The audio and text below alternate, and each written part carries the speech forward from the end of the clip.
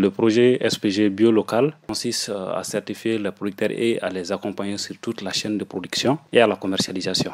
Dans le cadre du projet, il y a le comité national de certification qui coordonne toutes les activités du label. En plus, il y a le secrétariat d'appui à la certification qui est l'organe intermédiaire piloté par l'ONG AMSD qui consiste à former, accompagner les producteurs, à accompagner le processus de la commercialisation.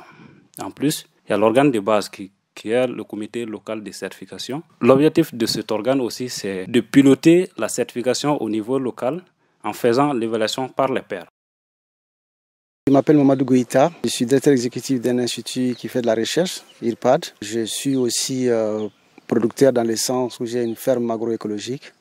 Depuis la mise en place du comité national de certification, Goïta a été sollicité pour accompagner le comité en tant qu'expert aussi en agroécologie. Et il nous a spécifié par rapport à l'existence de la ferme agroécologique à Farabana. Ici, cette ferme est une ferme qui est polyculture, donc il y a une production végétale, une production animale, une production piscicole, mais aussi on fait de l'apiculture. Alors sur le plan végétal, donc il y a, pendant l'hivernage, nous faisons des cultures de saison pluviale, notamment les céréales, mais aussi des légumineuses. Donc nous produisons du maïs. Certaines années, nous produisons aussi du mil sorgho. On fait de la production des semences paysannes, la reproduction des semences paysannes, mais aussi la culture un peu plus à moyenne échelle. Donc il y a les céréales pendant l'hivernage, mais aussi nous avons des produits comme le gombo, comme l'arachide, mais aussi d'autres produits que nous avons. Mais nous faisons aussi pendant l'hivernage la production des essences fourragères pour les animaux, notamment le mukuna, le bracaria ou d'autres variétés que nous produisons avec aussi du soja bio. Pour rapprocher les producteurs, on cherche à savoir les producteurs qui sont engagés à la production agroécologique. Une fois que les producteurs sont reconnus, on les rapproche et voilà. Et puis il y a un grille d'évaluation qui est là. Et ces grilles d'évaluation, c'est vraiment en conformité avec le cahier des charges SPG qui énumère les normes de la production. Et une fois que le producteur est évalué sur ces grilles d'évaluation, donc on va voir la conformité. Soit le producteur peut être certifié bio ou soit en conversion, ou soit le producteur peut ne pas être retenu vu voilà, son engagement concernant la production biologique. Nous faisons des produits qui sont en souterrain, donc qui ont des racines, mais aussi des trucs qui sont en l'air et en alternance. Donc toute l'année, nous essayons de produire de façon biologique. Toute la production ici dans ce champ est biologique, que nous utilisons exclusivement les intrants organiques, mais aussi même en termes de lutte contre les prédateurs, nous utilisons aussi des produits qui sont des produits organiques, donc pour éviter justement l'utilisation. Maintenant, en production animale, nous avons deux catégories. La première catégorie, c'est les bovins, donc il y a des bœufs que nous avons au niveau du pâturage, mais aussi nous avons des ovins avec des moutons que nous élevons, et aussi des caprins. Nous avons aussi des chèvres que nous élevons aussi dans cette ferme-là. Mais aussi en plus, donc, il y a aussi un âne que nous utilisons pour le travail dans l'exploitation. Et il y a aussi d'autres types de volailles que nous élevons, notamment donc, la volaille locale. Nous avons des pintades, mais aussi des poulets de variétés locales, différents types de variétés, des pigeons, mais aussi des lapins et d'autres types d'animaux que nous élevons, des dindons et aussi des oies.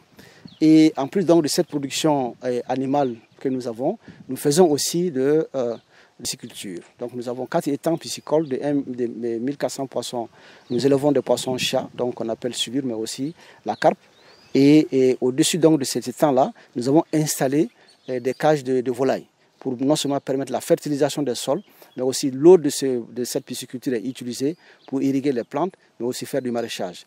Et nous avons aussi en plus donc beaucoup d'arbres sauvages qui existent dans le champ et qui sont utilisés soit pour le fourrage, soit pour aussi la production de leurs fruits. Donc nous avons des karités, nous avons des nérés, nous avons planté nous-mêmes des baobabs dans ce champ-là. Nous avons aussi d'autres arbres fruitiers comme les manguiers, des orangers, des citronniers, de l'hibiscus ou d'autres types de plantes que nous avons aussi dans le champ, tamariniers que nous avons trouvés dans ces champs et que nous essayons de faire en mode agroforesterie. Et donc nous avons aussi de l'apiculture. Nous avons des ruches kenyanes au nombre de 8 et qui sont en exploitation et qui produisent aussi du miel que nous utilisons dans le cadre de la consommation et de la vente. Et nous avons aussi des bananiers, mais aussi des bananiers plantains. Beaucoup de Maliens sont surpris de trouver que la banane plantain est produite dans notre champ, sans aucun apport d'engrais chimiques, sans aucun apport de pesticides chimiques ou autres, avec essentiellement des engrais organiques. Mais nous avons des bananes plantains qui ont la même taille que ce qu'on peut retrouver dans les pays côtiers comme la Côte d'Ivoire ou la Guinée ou le Bénin. Donc cela veut dire que la production de bananes plantains est possible dans notre pays, et à condition qu'on puisse avoir des plantules nécessaires pour essayer d'expérimenter.